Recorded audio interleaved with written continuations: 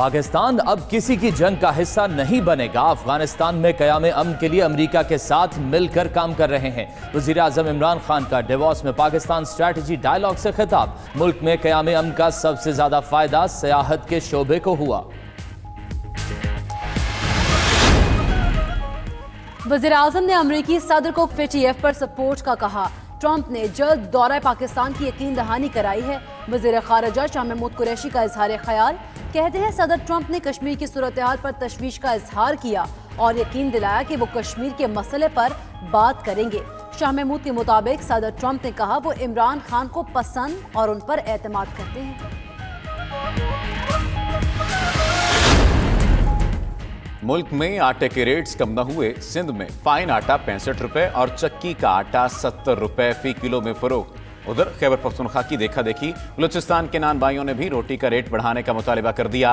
पेशावर में अवाम ने कम वजन रोटी को पापड़ करार दे दिया।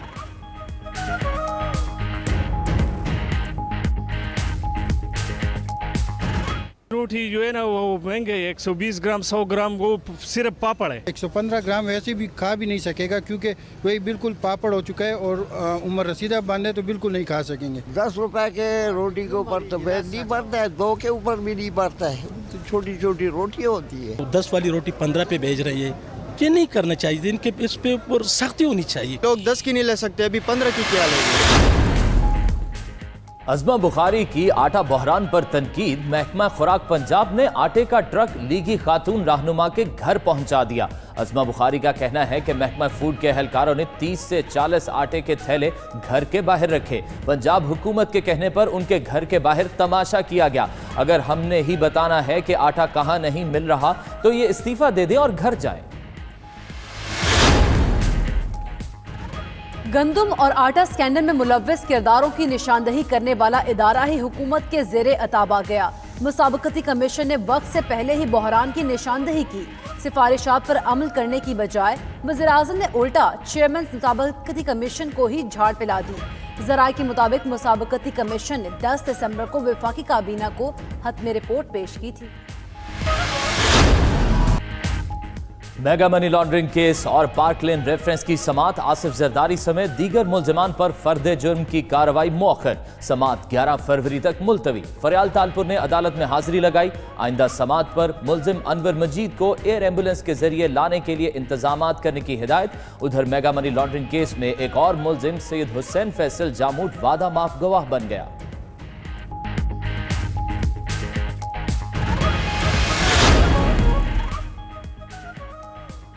नैब लाहौर ने शहबाज शरीफ फैमिली के खिलाफ मनी लॉन्ड्रिंग के मजीद शवाहिद हासिल कर लिए।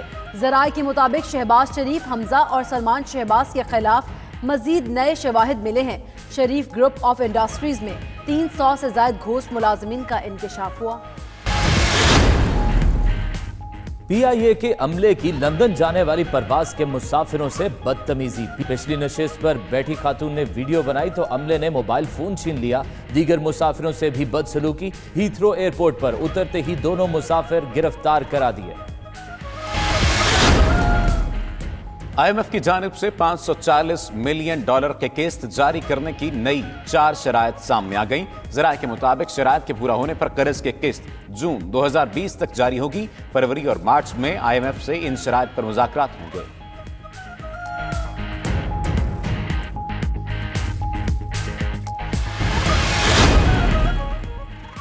आजाद कश्मीर और गिलगित बल्तिस्तान रीजन में बर्फबारी का सिलसिला थम गया। रिलीफ एंड रेस्क्यू ऑपरेशन दोबारा शुरू। मुजफ्फराबाद के मुतासरा इलाकों में निजाम जिंदगी शदीद मुतासिर।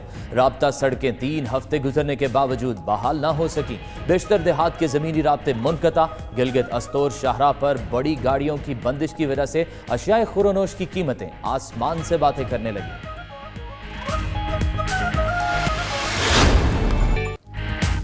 बांग्लादेशी टीम 12 साल बाद आज रात खुसूसी तैयारे पर लाहौर पहुंचेगी। मेहमान खिलाड़ी कल कजाफी स्टेडियम में प्रैक्टिस करेंगे। कौमी टीम की आज भी जमकर प्रैक्टिस। शुएब मलिक कहते हैं कारकर्दगी में उरूज जवाल आता रहता है, मायूस बिल्कुल नहीं। नौजवान खिलाड़ियों को मौका देना PCB का अच्छा इकदाम है। उधर वजीर कानून राजा बशारत का कहना है बांग्लादेशी टीम को हेड ऑफ स्टेट सिक्योरिटी फराहम करेंगे।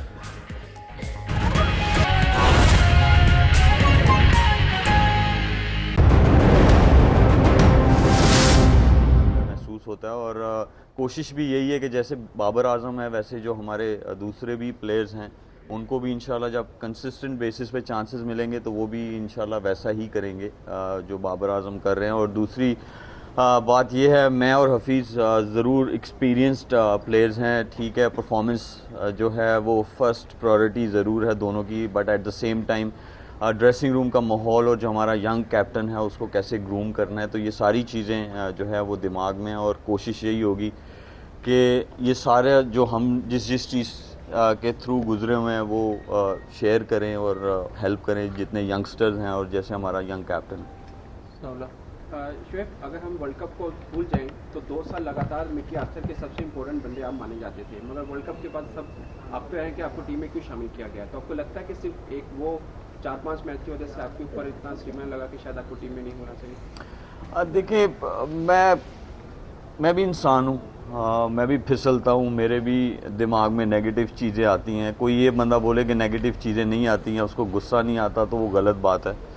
ज़रूर ऐसे होता है, ठीक है, जो चीज़ हुई उसको मेरे ख्याल में मैंने जो है वो छोड़ दिया हुआ है। परफॉर्मेंसेस जो थी वो मेरी वनडे क्रिकेट में जो थी वर्ल्ड कप में वो अच्छी नहीं थी, लेकिन T20 में जब भी टीम नंबर 1 थी या जितना भी अरसा था अच्छी परफॉर्मेंसेस थी। बट ठीक है, नई चीज़ें, नई मैनेजमेंट आई, उन्होंने नई चीज़ें जो है वो करने की कोशिश की, उन्होंने नए प्लेयर्स को चांसेस दिए ताकि वो एक अच्छी टीम बना सकें, वेल बैलेंस्ड जो है साइड बना सकें। तो मैं नहीं समझता कि किसी को इस चीज़ पे क्रिटिसाइज़ करना चाहिए। और रही बात मेरी कोशिश यही रहती है कि हमेशा पॉजिटिव रहूं। जहाँ पे भी मुझे अपॉर्चुनिटी मिली है दुनिया में किसी भी लीग में, मैं वहाँ पे गया हूँ और फोकस होके कोशिश यही की है कि जो बेस्ट आप कर सकते हो वो आप ज़रूर करो। और मेरे ख्याल में आप क्लब का मैच खेलो या पाकिस्तान से खेलो या कोई सी भी लीग में खेलो, गोल आपका सेम होना चाहिए, how you can give your best shot, और प्रायोरिटी यही है। बट ऑफ कोर्स जब आप ये पाकिस्तान की शर्ट पहनते हैं तो उससे अच्छी फीलिंग्स तो कोई भी नहीं है। अनदर अपॉर्चुनिटी एंड इंशाल्लाह I am gonna give my best shot. Shoaib Malik, आपकी एक खासा माजी में जब आप खुद भी कप्तान रहे हैं तो सीनियर जो काफ़ी प्लेयर्स जो थे ना कप्तान होते थे साथ, उनका आपका एक्सपीरियंस कैसा रहा है? क्या उनका फ़ायदा होता था या नुकसान होता था? अब इस बार बाबर आजम बिल्कुल यंग कैप्टन है, 2 मैच उन्होंने ऑस्ट्रेलिया में खेले हैं, दोनों हार गए हैं, तो दो सीनियर बड़े प्लेयर क्योंकि दोनों आप कप्तान रहे हैं T20 के, आप भी और हफीज़ भी, कितना आपके फ़ायदा होगा या इसका नुकसान होता है आपकी नज़र में? देखें, अगर तो सीनियर्स अच्छे ना हो और उनके अपने पर्सनल एजेंडाज हों तो कभी भी अच्छी चीज़ नहीं होती, ठीक है। इंटेंशंस, चाहे आप सीनियर हो चाहे आप जूनियर हो, वो आपकी इंटेंशंस ये होनी चाहिए कि मैं कैसे टीम की हेल्प कर सकता हूँ। और मेरे ख्याल में जितना मैं खेला हूँ और या जो हफीज़ भाई हैं, मैं हफीज़ भाई की गारंटी ले सकता हूँ और बोल सकता हूँ ये कि उन्होंने हमेशा हेल्प की है। देखिए, कैप्टनसी मेरे नज़दीक कोई ऐसी चीज़ नहीं है, जब आपने ये पहन लिया, वो चाहे कैप्टन ने पहना हो या एज अ प्लेयर आपने पहना हो, प्रायोरिटी सेम रहती हैं। सिर्फ ये है कि जो आपकी रिस्पॉन्सिबिलिटी हो, जो आपको बेस्ट पता हो, जिसकी आपने प्रैक्टिस की हो, हार्ड वर्क किया हो, बस अपना give your best shot. Captaincy मेरा नहीं ख्याल कि कोई ऐसी चीज़ है मेरे नज़दीक कि जिसमें यह है कि जी वो आपकी पॉकेट में होनी चाहिए तो आप पूरा जोर लगाओगे। मैं नहीं इन चीज़ों को मानता। सिर्फ ये है कि ज़रूरी नहीं कि आप एज अ कैप्टन जो है वो पाकिस्तान को मतलब जी पूरी जान मारेंगे। एज अ प्लेयर भी आपका गोल और आपका ये रिस्पॉन्सिबिलिटी, आपका मकसद ये होना चाहिए कि मैं अपना बेस्ट शॉट दूंगा। ठीक है, परफॉर्मेंसेस अप एंड डाउन ज़रूर होती हैं, लेकिन जो एक प्रोसेस है जिसमें एक सीनियर की रिस्पॉन्सिबिलिटी होती है कि वो ग्रूम करे अपने कैप्टन को, और जो है यंगस्टर्स हैं या जो आपका सिस्टम है उसको कैसे बेहतर बनाया जा सकता है, तो हमें हमेशा से हमारी यही प्रायोरिटीज़ है। मलिक साहब, आपकी गुफ्तगू से लग रहा है कि जैसे आप मायूस हैं, जैसे कि पहले सवाल हुआ वर्ल्ड कप के हवाले से, तो मेरी अप्रोच वहाँ तक नहीं है, मैं वो नहीं सोच रहा। कहीं ऐसा तो नहीं है कि आपके जहन में नहीं था कि आप पाकिस्तान की टीम में नहीं आ सकेंगे, इसलिए आपने वर्ल्ड कप का भी ख्याल छोड़ दिया पाकिस्तान में खेलने का, वरना फिटनेस तो आपकी इतनी है कि आप वर्ल्ड कप तक खेल सकते हैं? सर देखें, मेरा फेस थोड़ा सा डल इसलिए कि मैं योयो टेस्ट दे के आ रहा हूँ, ठीक है। सफेदी मैंने लास्ट टाइम प्रेस कॉन्फ्रेंस में आपको देखा था, फिर मैंने आपसे पूछा था, फिर आपने मुझे एक नुस्खा दिया था। वो आपने इस्तेमाल नहीं किया? नहीं, आपने खुद ही कहा।